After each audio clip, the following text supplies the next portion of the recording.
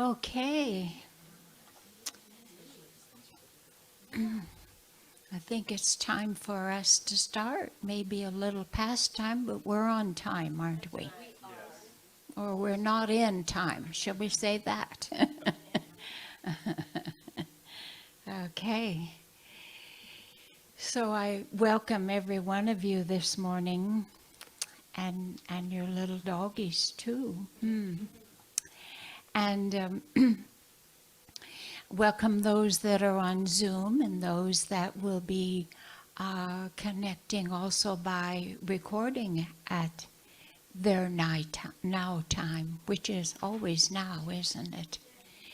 And so those of you on Zoom will be muting you and connecting you right after the service, but you're connected anyway, aren't you? We just don't hear all your background.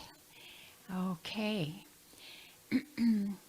And so I am known as Shirley Angel Love, and I welcome you. I'm so glad you're here. So glad you're here. This is October 13th. That's amazing, isn't it? We have a few opportunities for this coming week. Every Sunday, we gather together in the fellowship hall or by Zoom in a place called Early Birds. And in this time in the morning at 9:30, we gather together and we're sharing the book, Who Dies? And what it's about is learning how to live. And then when the time comes and we're going to depart into another dimension, how to do that with love and ease and grace. Our speaker today is Reverend Sandy Scott. And we have on the 20th, that's next Sunday, is Dr. Robles. And on the 27th is Jean Geringer.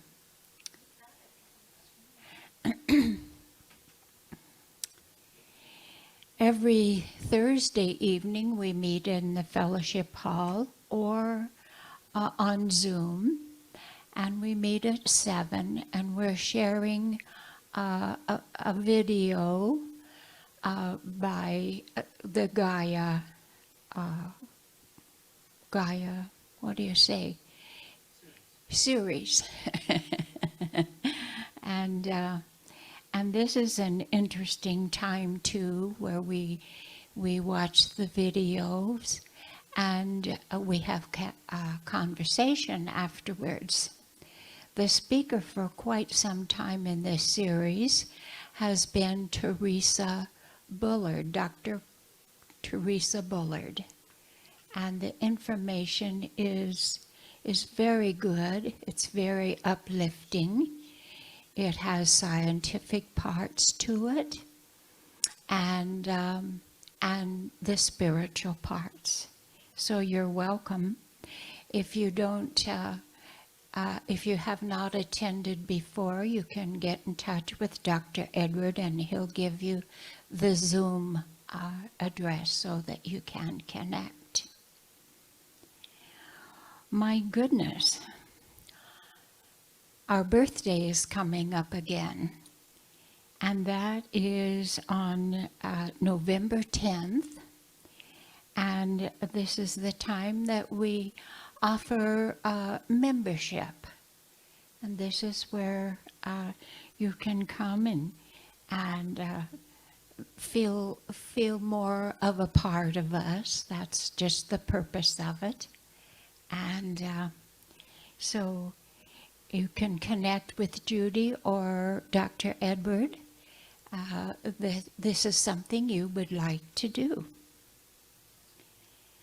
And then we have the labyrinth we're planning on a labyrinth, and we're going to build it, I think, right out in this area off of the pergola.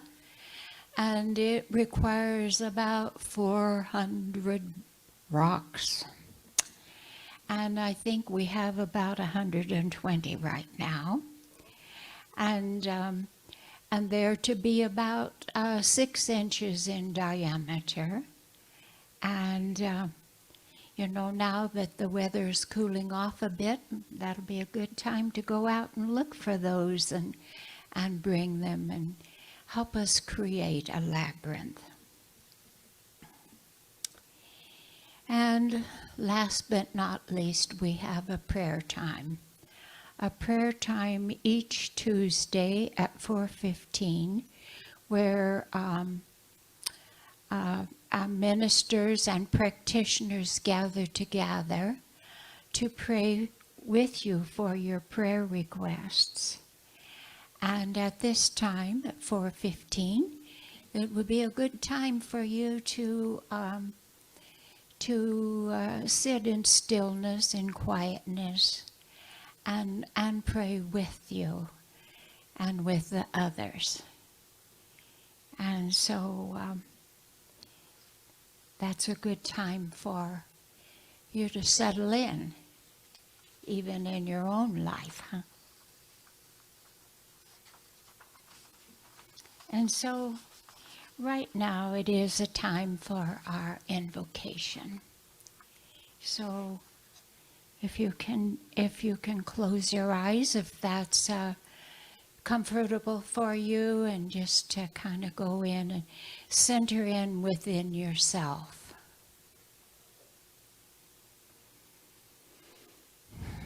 And we take in deep breaths, as deep as you can. And hold it and breathe out. This is a way of releasing all that might have been stressful for you this week. Maybe even now you have some of that.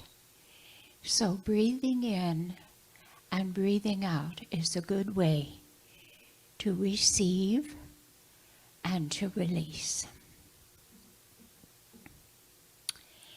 Great Spirit, great source of life, flowing here in the presence of all you beautiful souls. We greet you, Great Spirit. Some call you God, some call you Allah. We greet you. We're thankful for your presence. We're thankful for the way in which each one here today and listening receive happiness. We receive peace. We receive comfort. We receive harmony, and we're so grateful. And we are here to receive through the music today and through the speaker. And we give thanks. Our hearts, our minds are open to receive. And so it is. Okay, so now is our time to sing. Our song is Use Me. And if you're comfortable, maybe you would stand and we'll sing together.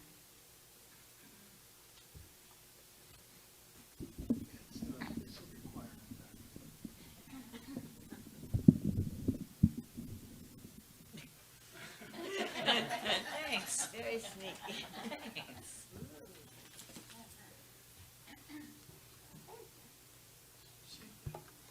I think you all know this song.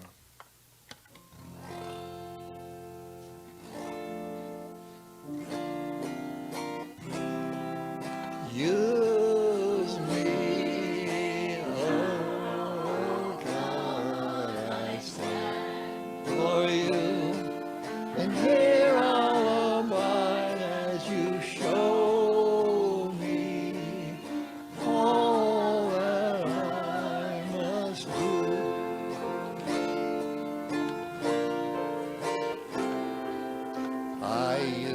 used to think that God was the sun. God is the sun, but God's so much more than the earth or the stars and all of creation. God is creator, all in all, creating us. God as me, as you, so use me. Oh God, I stand for you, and here I'll abide as you show me all that I must do.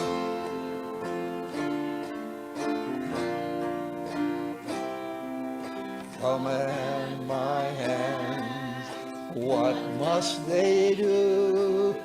Command my life, it's here for you. God is the love that heals all creation. God is creator, makes all things new. And God needs us to shine his light as me, as you, so use me. Oh God, I stand for you, and here I'll abide and show me all that I must do.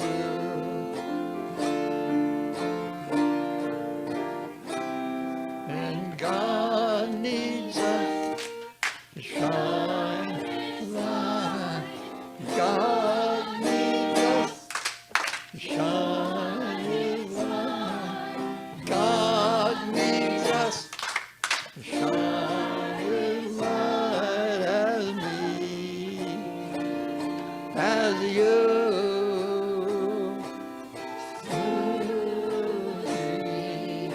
Oh, and there I'll abide and show me all that show me all that I must do. Show me all that I must do.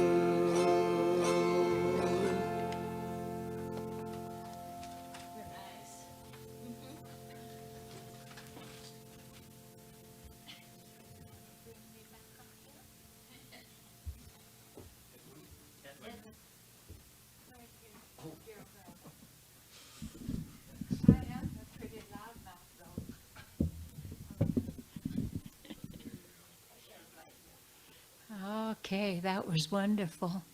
We could use a little more practice, but we're pretty good, aren't we?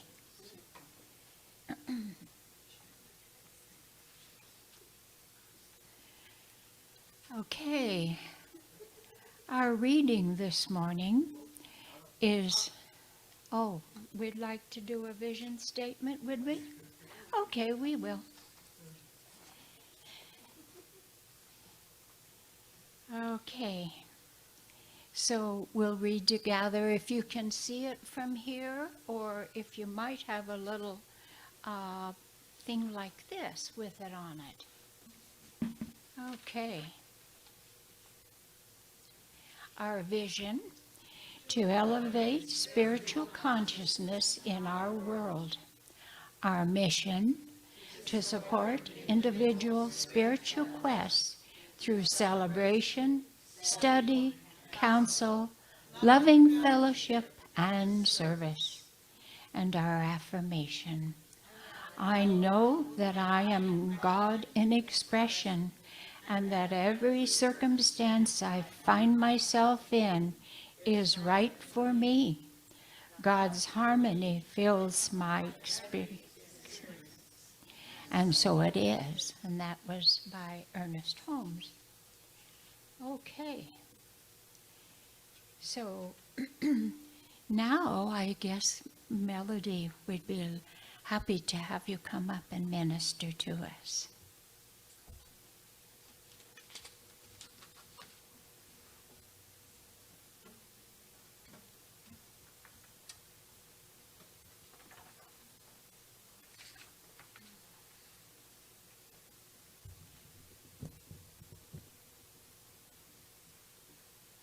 We good? Oh, okie dokie, that's true. I am not as tall as you are, for sure. I love finding songs and hymnals. I have a huge hymnal collection. I just love them. This is one I found in the Chalice hymnal.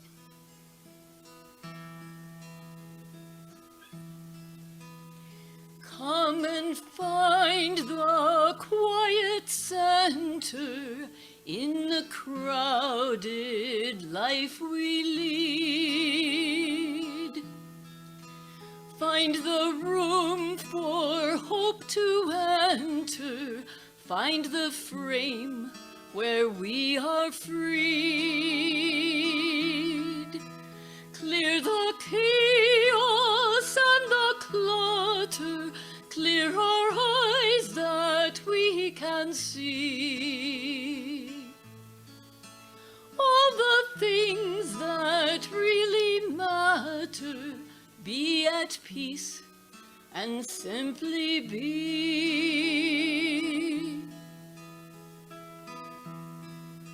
Silence is a friend who claims us, cools the heat and slows the pace. God it is who speaks and names us, knows our being, touches base. Making space within our thinking, lifting shades to show the sun. Raising courage when we're shrinking, finding scope for faith begun. In the Spirit, let us travel, open to each other's pain. Let our loves and fears unravel, celebrate the space we gain. There's a place for deepest dreaming. There's a time for heart to care. In the Spirit's lively dreaming, there is always room to spare.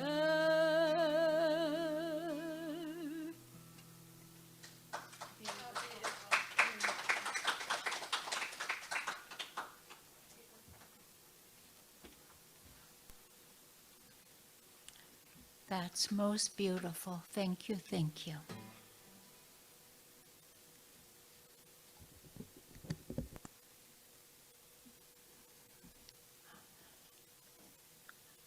I guess I was in a big hurry to read the reading, so I'll do that now, okay? Our reading today is chosen by Reverend Sandy, and it's the prayer of St. Francis of Assisi. Lord, make me an instrument of your peace. Where there's hatred, let me sow love. Where there is injury, pardon. Where there's doubt, faith. And where there's darkness, light. And where there is sadness, joy. Divine Master, grant that I may not so much seek to be consoled as to console, to be understood as to understand, to be loved as to love, for it is in giving that we receive. It is in pardoning that we are pardoned. It is in dying that we are born to eternal life. And so it is my pleasure right now to invite Reverend Sandy to come forth and share from her heart. Thank you, Shirley. That was beautifully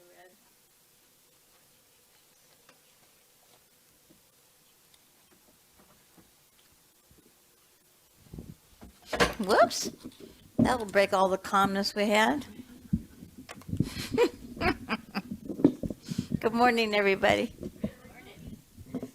My name is Sandy Scott, and I'm here by the grace of God in Wellspring New Thought Community, which I love very much, and I'm so grateful for. Thank you, Shirley. October 4th is the feast day for St. Francis, and I'm a big fan of St. Francis, and I know Melody is, and I got all choked up. You read it so beautifully. Thank you. The most meaningful thing I had with that poem was at Asilomar, at a religious science retreat when it was religious science in Asilomar, Monterey, and a woman sang it so beautifully, with so much feeling, tears going down her eyes. She goes, "My daughter was killed this afternoon in an automobile wreck, but I asked God to give me the strength to sing." It was so moving. Gives me God bumps to remember. So today is about, since it's the month of Halloween, which means holy night, that's all it means, holy evening. It's about dropping the mask. You know, the personality that we invent and we put on, and we hope people believe the mask and don't see what's underneath. And we put different masks on for different occasions. My minister, Terry Cole Whitaker, said, "Can you invite everybody, all your friends, to the same party?" And I went, "No."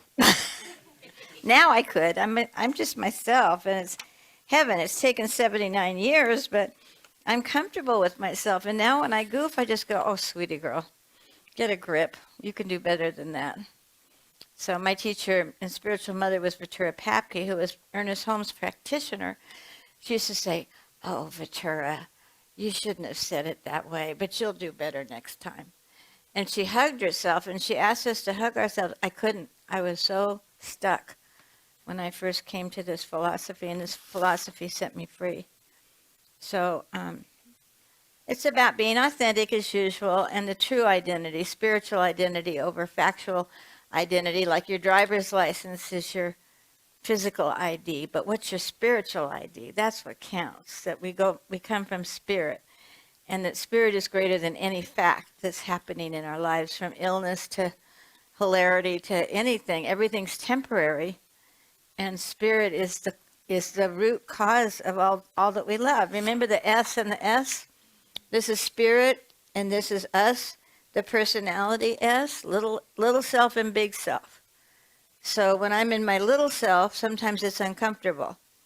But then I just picture myself rocking in the S of big spirit. Just be calm, rock through it, move through it. It's temporary. You don't have to react. You know how to respond. You know what to do. Get a grip, girl. So I love this. And people mention it. It's amazing. Okay, so it's about first cause. It's about seeing through the mask, seeing through the personality, seeing through whatever a person is thinking, saying, and doing to the truth of their being, and call that forth. You know, I call myself an inner flame fanner. I just want to fan your flame, and what you do with the flame is your business. But I just want you to ignite, you know, to hopefully I bring things to you for your consideration. Because it doesn't matter what I think about this stuff. It matters that if you can apply it, if it makes any sense to you at all. So I discovered in the Black Cat Cafe that I love in TRC, I'm having such a blast there. There's a party there for 3 people, and I'm friends with all of them already. I've made friends, and the 12-step meeting is phenomenal, and it's so good to look down and see my God gang.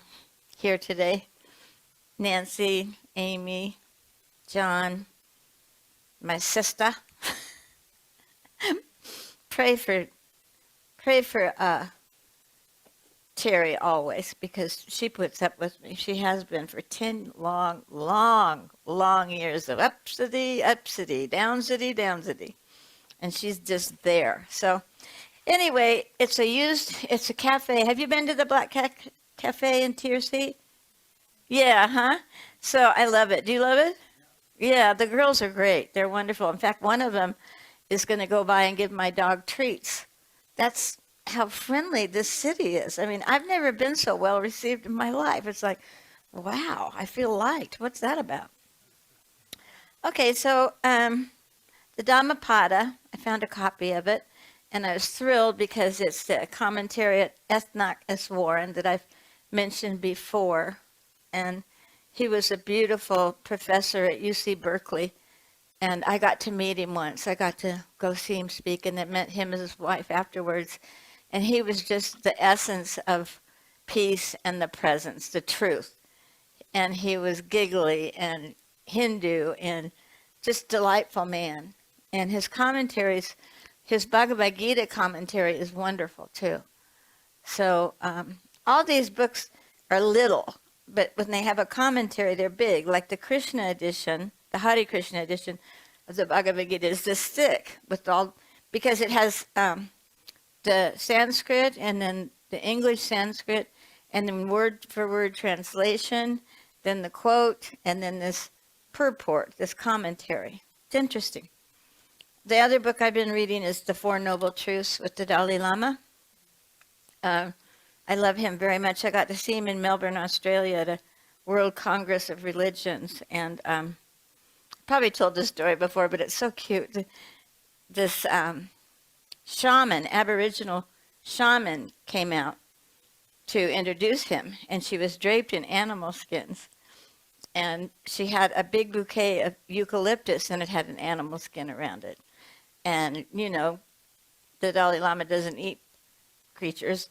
So she handed him the bouquet, and he put the little animal on his lap and patted it. And she goes, "Is this alive?"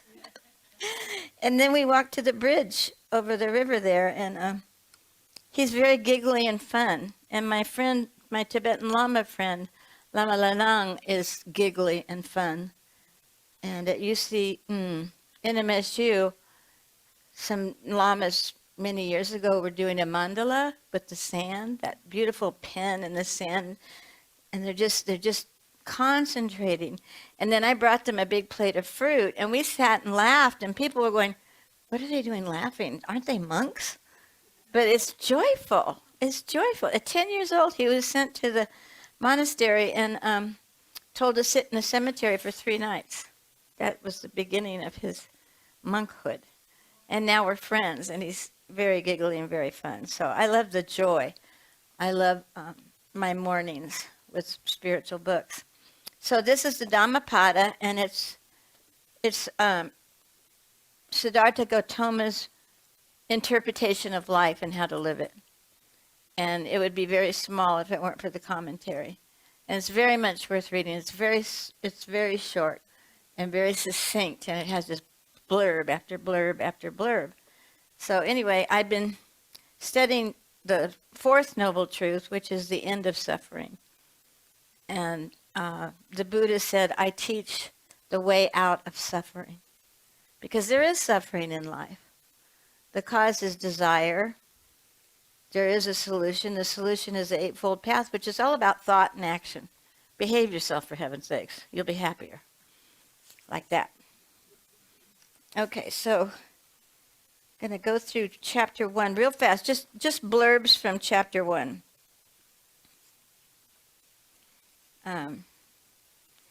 Chapter 1, should I go? The Buddha talks about the river between life and death, or fact and spirit, that we can cross the river on a raft, or we can get tumbled down. We could get snagged on a big branch. We can go into a fetid still pool, or we can take the raft and sail over all of that and reach the other side. That's going beyond the mask. So along the river, the boatmen cry, "Who's going across? Who's going across?" This is the song of the ferryman who would row us to the other shore. And the Buddha, too, eternal boatman, calls to us, "Is there anyone who wants to go to the other shore, to nirvana?" And nirvana is the greatest joy. When you have erased all self-will, gone beyond the concept of I, me, mine, you are in nirvana, the state of joy. My favorite word, joy. Amy gave me a painting. I brought it one day. Joy, which stands for, a Catholic priest taught us at an AA retreat, that it's Jesus, others, you, or you could say God, others, you. But if I live that way, God first, others second, me third, I'm okay. I'm in the joy. I'm in nirvana. You know, it's said that 12-step people have a disease of self-centeredness, and the only way out is service that's legal and non-addictive. So the minute I start thinking of other people, if I'm having one of those yakety-yak mornings, Terry and I talk about what kind of morning. Was it a feather to lift up? Was it a shovel? Was it a forklift? Or was it a crane to get the attitude adjustment? So it's all about the mind and how we think. And nirvana is beyond the thinking mind to the spirit mind, to the big S. So the quote from the Gita is, "Few are those who reach the other shore. Most people keep running up and down this shore. But those who follow the Dharma, that's the teaching, when it has been well taught, will reach the other shore, hard to reach, beyond the power of death." So much is about immortality. I believe that religion tries to explain mortality. And after working with mortality for years, I have no answers.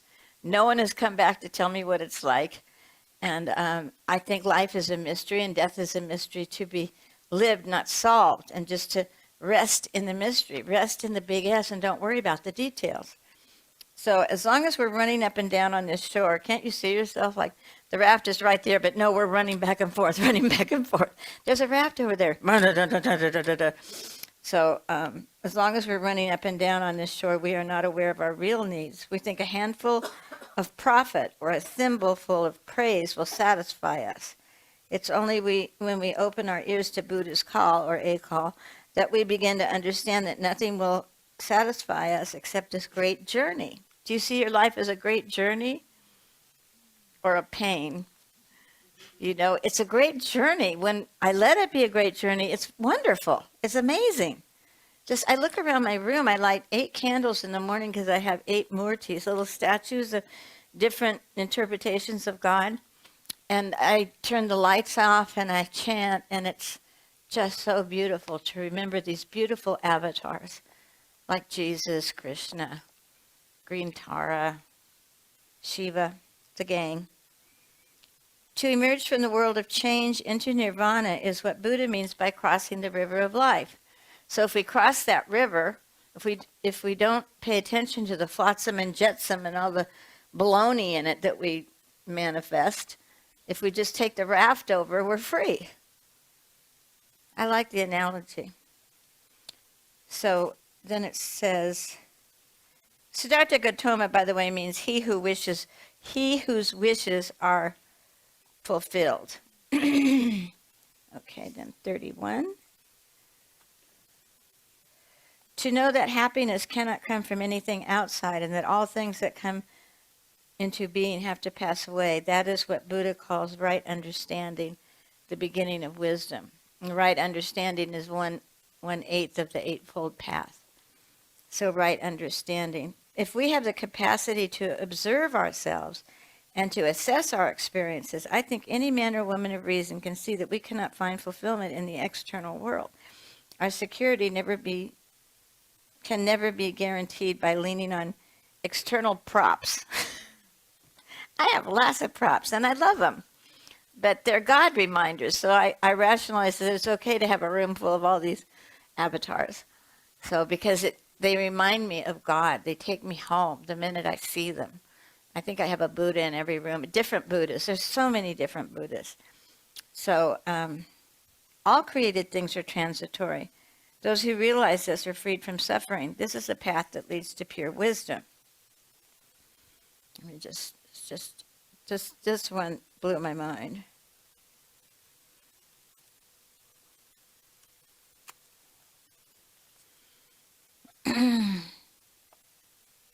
In the ultimate, he is not a person but a process, not a noun but a verb. Isn't that cool? It is a process, isn't it? I have to process things. I go, oh, give me a minute, give me a week. I have to just process it. I don't want to ignore it. I don't want to stuff it, because then it creates a stack of stuffing. And then something reminds me of just one of them, and the whole stack comes down. I call it a stack attack. All that stored, unaddressed energy comes out, and it's not pretty. So I would put it practically by saying that this body is the jacket I wear, the car I drive, the house in which I live. It is not myself. Even if you are a perfect driver and can establish rapport with your car, you know you are not your car. Do you know that? I'm my car. I love my car. Temporarily. You know you are not the clothes you wear or the house in which you live. Similarly, the Buddha says, you are not your body. When we worked with AIDS, we said, you're not your T cell count. There was such a focus on how many T cells. I mean, we took Mark to Mexico with us with 4 T cells, and he did fine. You're not your weight. You're not your age. You're not the facts. You're the truth. Like Ernest Psalm says, illness is a fact, but it's not the truth. There's a fact that you have a disease in your temporary disease in your temporary body, and it's nothing compared to spirit within you who is you, the big S. The little s has a problem. You don't. Who you are has no problem. Doesn't even know you're suffering. So to further convince us, the Buddha adds, if this body were the self, capital S, it would not be involved in sickness and old age, but one cannot command the body and say, let my body be healthy, let my body not be unhealthy. This is how Buddha drives us into a corner with ruthless reasoning. If the body were me, then I would be able to tell it to be well, and it would be well. I would be able to tell it not to die, and it would not die. So we all know, most of us know about Louise Hay, and she knows absolutely that you can heal your body. I don't know that for sure. I know that spirit can ease my pain, and spirit can lead me through, and spirit can sustain me through this temporary discomfort or suffering. I don't know that I can snap my fingers. And I think the ultimate truth is you probably can, but I'm in my body. Ernest Holmes calls it the clod. At a memorial, he said, freed from the clod, home to God. I love clod. I talk with my sponsee in the mornings. We always say, long as I'm in the clod, I'm going to have this monkey mind to deal with. It's just the way it is. It's part of the equipment. And to accept it is good. And for me to negotiate with my monkey mind is good. It's like, okay, we're going to drive to Las Cruces. What's your plan in sabotage, Greta? I call her Greta. And then she says, well, I don't know. You may not make it. And you'll probably be late and all that baloney. All that na. I said, fine, I hear you. I love you. Now go take a nap, because I'm going to Las Cruces and I'm going to have a wonderful time. Doña Ana first. Okay, so if the body were me, then I would be able to tell it to be well. So also with regard to feelings, perceptions, and consciousness, each is not the self. This is not me. This am I not. This is not self. And the famous, well-worn, well-used saying in India with most Hindus is neti neti, N-E-T-I, N-E-T-I. Not this, not that, not this, not that. And remember it said when everything that you're not is gone, there you are, free of the mask, free of everything. So it also says, when your life is changing, someone might say, he's not the same, yet he's not someone else. You've changed. You're still Terry. You're still Nancy. You're still Judy. You're still yourself, but you've expanded into a higher frequency. You're more spirit than body all of a sudden, and it's free. And you can have a great sense of humor about all the running around and all the facts we deal with every day. There's no way out. We're in the clod. It's the way it is. We got facts to deal with. So she is the same, yet she is not another. There's a blessing hidden in this. If I'm not the same person today as I was yesterday, I can forgive the mistakes I made in my ignorance yesterday and live more wisely today. That's true, huh? And we can start over. We can say good morning at 4 p.m. and start over. I can forgive and forget and move on. This is the hopeful teaching of the Buddha. We are not programmed by our genes, our past, or fate, because we will not be the same person tomorrow. Transformation is possible. We can divest ourselves of false identification with the body and mind, which is left in spirit. And it says, when all that we are not has been eliminated, what remains is nirvana. So the gift today did not come in my little crystal bowl. So picture this as it's the same but not the same. And Terry's going to pass these out. And guess what? They're masks. If you don't get the right color, there'll be extras in the social hall. Don't worry about it. So just take a moment and say, when do I wear a mask? What does it look like? And what does it do for me? You know, I had to wear a mask when I went home to visit my father because I could count on it being difficult. And so I wore the mask, and I didn't express my personality the way I normally would. So masks can be useful, but they can also block the truth of your being. It can hide you. You can hide behind the mask.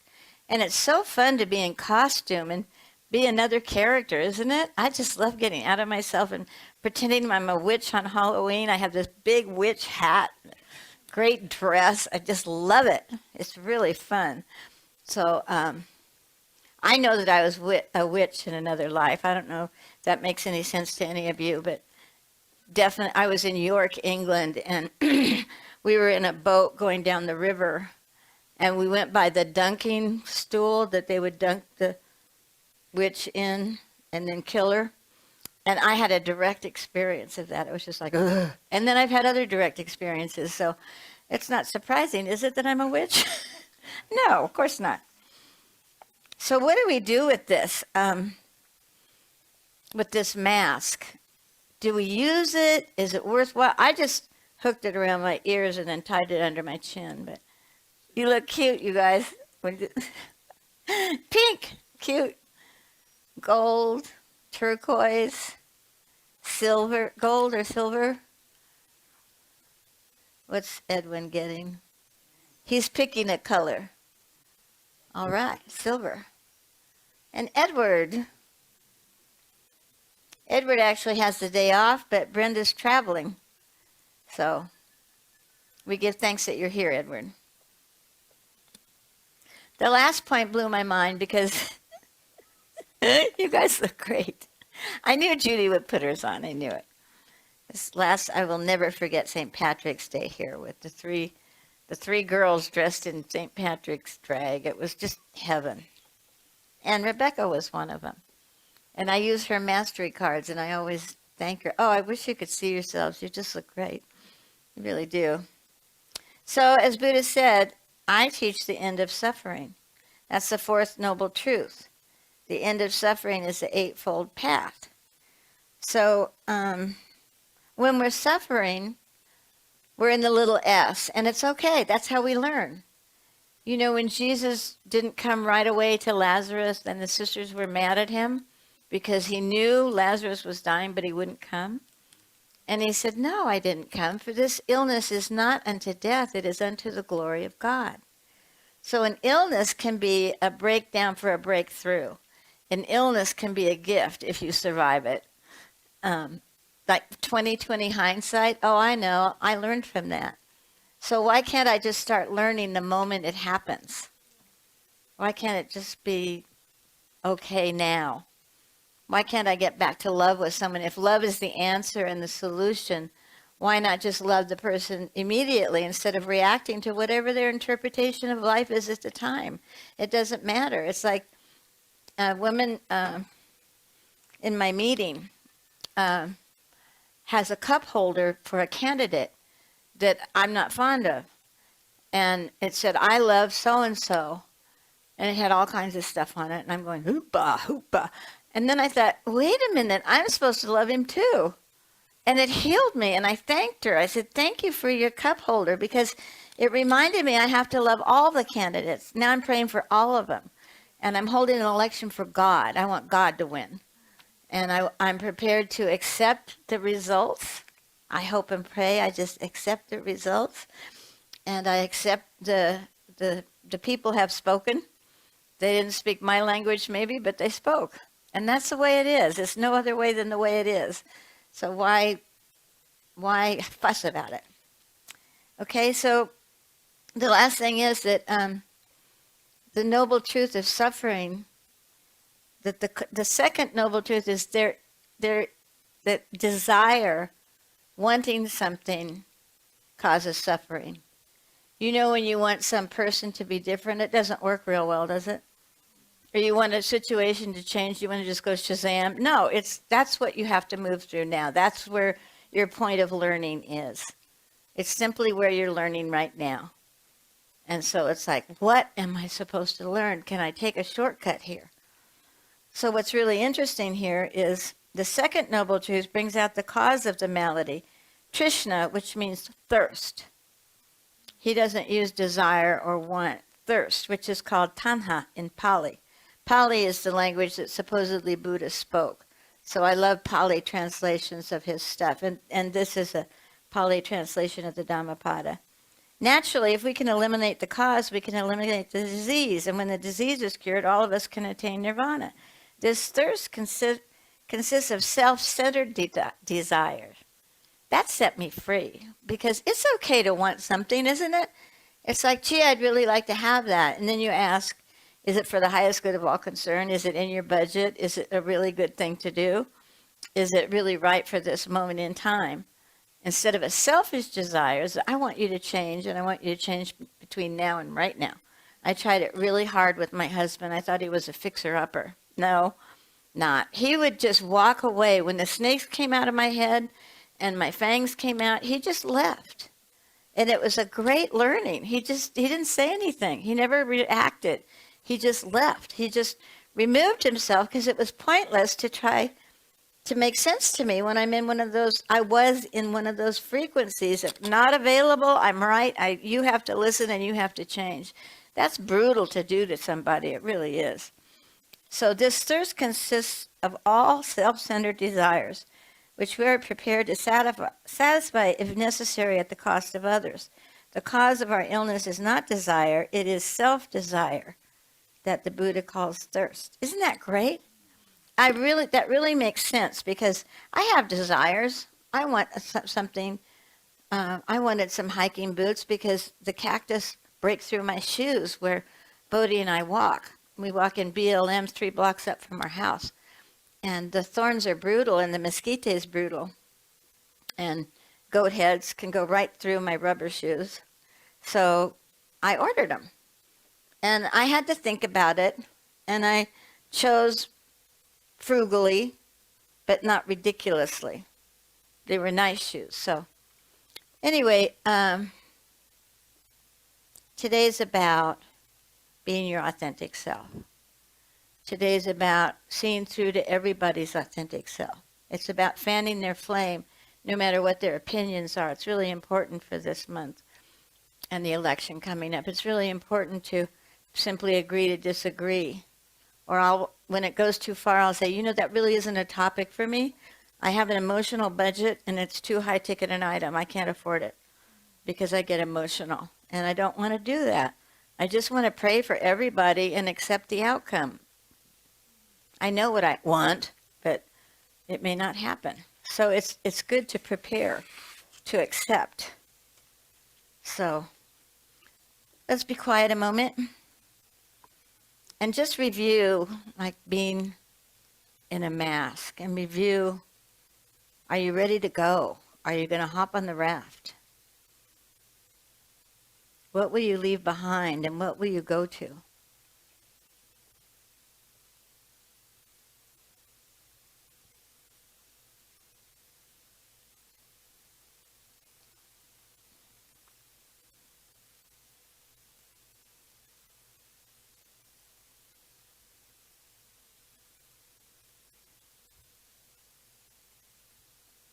It's about not desiring selfish desire. To ask, is this selfish? Is this self-serving? Is this good for me? Or is it selfish just addictive, immediate, what do you call it? Gratification. Only you know.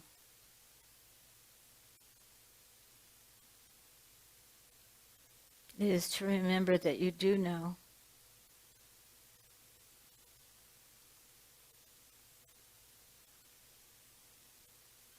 And to remember the joy of this great journey, this great spiritual path that can only lead to joy. And that's not the temporary happiness we're talking about. We're talking about the ever-present spiritual joy that is within us and can be accessed at any time. So what is joy to you? Think of what brings you joy.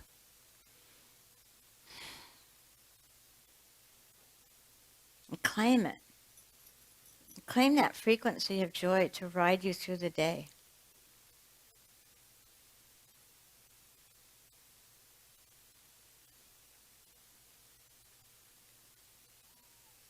This is an amazing group, and each person has added to the wonderful energy in this room today. And I thank you all for being here and for listening.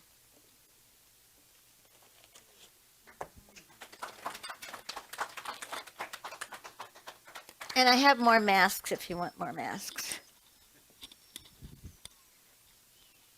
I forgot mine.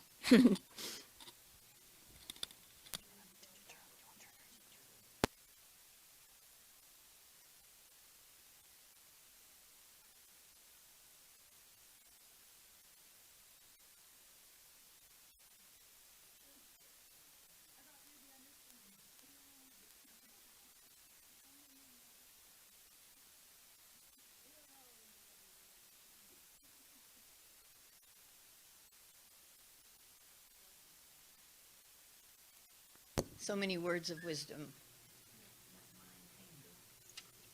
Absolutely. And I love you bringing up the Dalai Lama, because I think I am also very serious. I'm also a very serious person, and I have to make myself shift to that joy. And you made me think of the book between Desmond Tutu and Dalai Lama wrote together. Everybody needs to read that. Fabulous. Because here's these two men that have suffered so much, been through so much, and they have so much joy, and they know how to laugh. So the three songs I picked today were actually all about joy, and I was listening. It's like, which, and Barry said, oh, do a medley. Oh, no, I'm not quite prepared for that. But I did come back to the first one that I had picked out. This is one, it's a little medley, 2 songs you guys all know. So I'm going to sing through once, and then you guys get to sing through with me. Zippity-doo-dah, zippity-hey, my oh my, what a wonderful day. Plenty of sunshine coming my way. Zippity-doo-dah, zippity-hey, Mr. Bluebird on my shoulder. It's the truth, it's actual, everything is satisfactual. Zippity-doo-dah, zippity-hey, wonderful feeling, wonderful day, wonderful feeling, wonderful day. Oh, what a beautiful morning. Oh, what a beautiful day. I've got a wonderful feeling. Everything's going my way. One more time. Zippity-doo-dah, zippity-hey, my oh my, what a wonderful day. Plenty of sunshine coming my way. Zippity-doo-dah, zippity-hey, Mr. Bluebird on my shoulder. It's the truth, it's actual, everything is satisfactual. Zippity-doo-dah, zippity-hey, wonderful feeling, wonderful day, wonderful feeling, wonderful day. Oh, what a beautiful morning. Oh, what a beautiful day. I've got a wonderful feeling.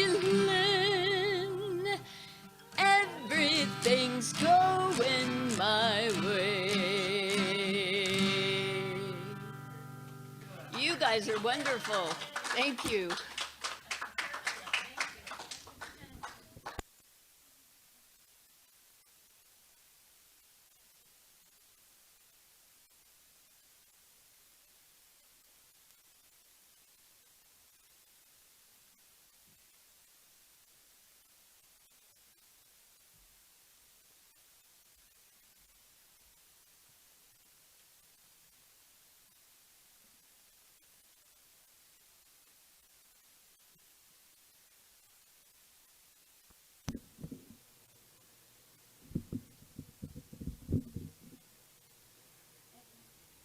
Thank you, Edwin.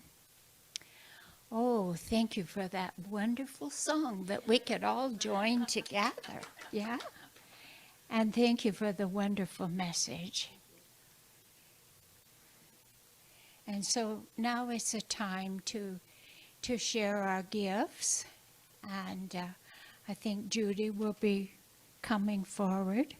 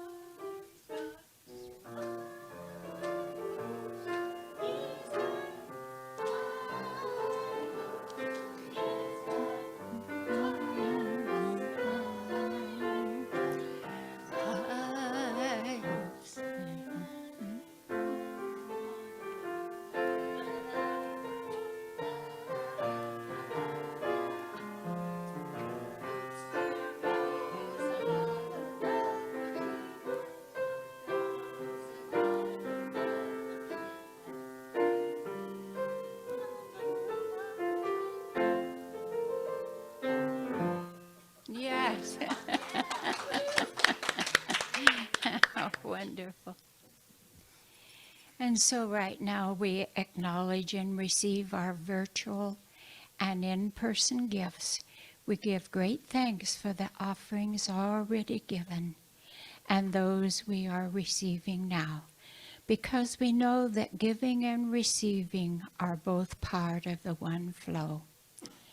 We acknowledge that flow that we're in, and it's multiplied as we give out even into the community. Thank you, thank you, thank you. And so it is. Thank you, Judy. Well, there are a number of people that made this time together possible. And I guess most of all, I'd thank all of you that are here today and on Zoom. I thank Dr. Edward for being the high-techie again today. And Edwin as the camera person. And Judy makes all of this possible in the office too. And the beautiful music today by both Melody and Barry. And our wonderful speaker. Thank you, thank you. Thank you, everyone.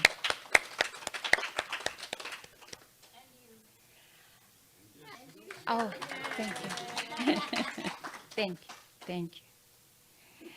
Okay, so now it's time for us to stand and read our affirmation or our benediction and sing our peace song. And what we like to do is to get out in the center and hold hands when we sing, okay?